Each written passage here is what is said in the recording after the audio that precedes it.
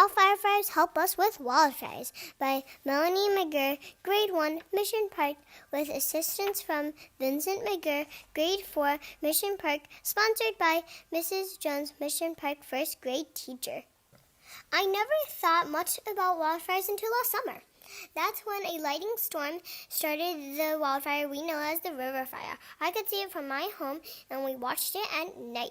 That's when I started thinking about firefighters and how they help us with wildfires. I learned about a TED Talk on the subject, and I watched it many times.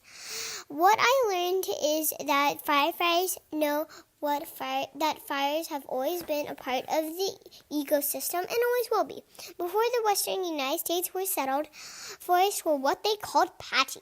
This means there were patches of forest with old trees that have thick fire-resistant bark.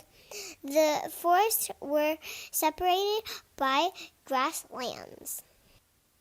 Native Americans managed the patchy forest by burning the land in winter and spring.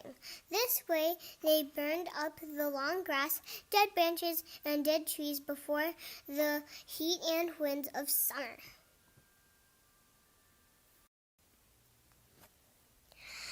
Over 100 years ago, there was a big fire called the Big Burn. The new U.S. Forest Service thought the best thing to do was to put out all the fires as quickly as they could. This practice has made the forest thick with trees and dead wood that leads to huge wildfires. Wildfires today cause a lot of money and cause a lot of destruction. Firefighters are learning it better to manage the forest with controlled burns and harvesting some trees to thin out the forest. Forests have grown too thick with trees over the past 100 years. Patchy forest with some old growth trees and some new growth trees could help make wildfires smaller than they are today.